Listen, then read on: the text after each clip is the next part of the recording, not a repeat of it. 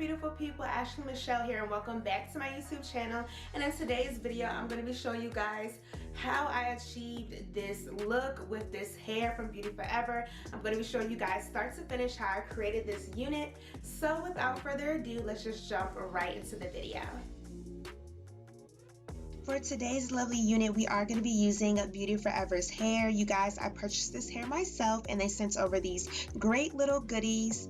And today, you guys, we are going to be creating a closure wig. Now, it's been a little minute since I've made a closure wig, so just bear with your girl, but we're going to learn this process all over together. And I'm just showing you guys how the closure came straight out the packaging. I did notice a few little flyaways at the top of the closure, and they did not bleach the knots on this closure as well. So if you do want to know exactly how to bleach the knots on a closure or a frontal, definitely make sure you check out the iCards and the description box. I will link that process to this video as well.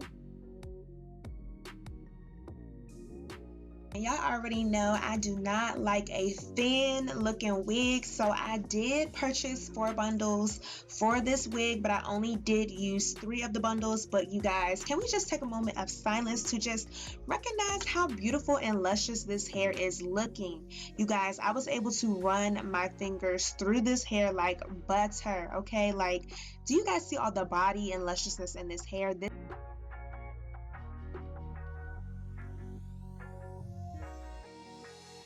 I am going to be using a mesh dome cap to construct my wig. Now, I am a little late to the mesh dome cap party, but you know, better late is never. You guys, definitely with the spring and summertime coming up, the mesh dome cap is going to be your best friend. It's a whole lot more breathable. And if you want to know where I got my dome mannequin head from, definitely make sure you check out the description box down below. But I am going to be using those 2 lines in the front of the mesh dome cap to kind of figure out where to place my closure. These lines are kind of in the middle, so it does kind of help you figure out where to lay your closure at. And you guys, if you are new to making wigs, I cannot stress enough the importance that T-pins are. They are definitely a lifesaver when it comes to getting your closures and your frontals to lay as flat as possible. Like, if you want to know the secret sauce, that is the secret sauce to getting your closure or frontal to lay flat.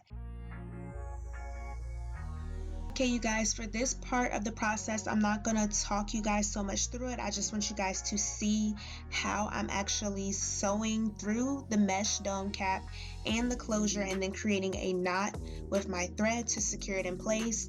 Now, you do not have to use this thread technique when you are actually sewing your bundles into your wig. I personally prefer this style when I'm sewing down my closures and my frontals because it makes it a whole lot more secure.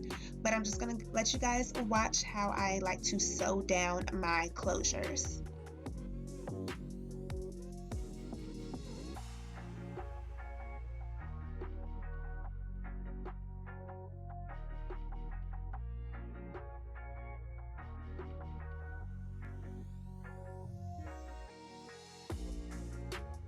While you guys are watching this process, I did want to give you guys a quick little update on my wig.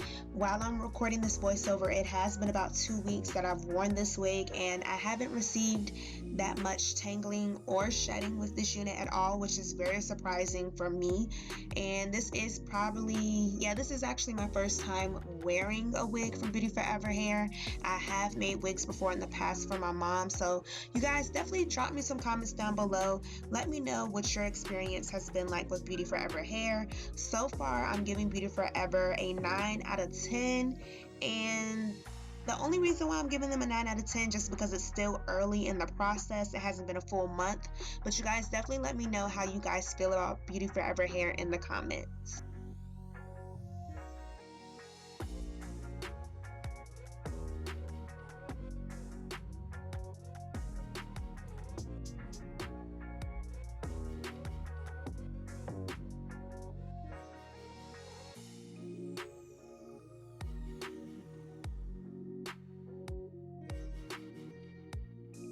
And after I have constructed my wig, another tip that I like to do to actually flatten out the rest of my closure is go in with a wax stick and a hot comb to actually flatten out those bumps and lumps that are still in the top of the closure.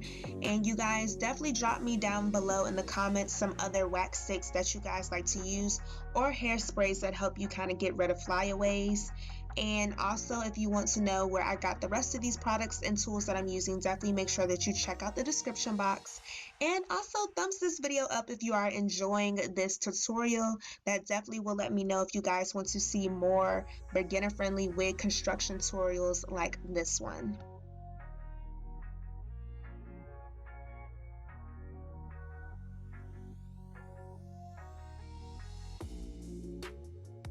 And the very last thing that I'm going to do is pluck a little bit of the hair out of the parting space on this closure. You guys, like when you put those tweezers to that closure, I mean, it just makes a whole bunch of a difference, and it makes it look a whole lot more natural. So don't be afraid to tweeze, you guys. Definitely do a little bit at a time. What I like to do is try the wig on in between plucking, just so that way I can make sure I haven't plucked too much. And if you do pluck a little bit too much, definitely drop me a comment down below, because I can give you guys some tips on how you can fix your closure if you have plucked too much. And you all, here are the final results of this flat closure unit install. You guys, I am so in love with this hair from Beauty Forever. As always, remember to stay beautiful, stay blessed, stay safe, and stay poppin'. Do not forget to give this video a thumbs up and share with your friends, so that way we all can be fabulous together. And you guys, I will see y'all in my next video.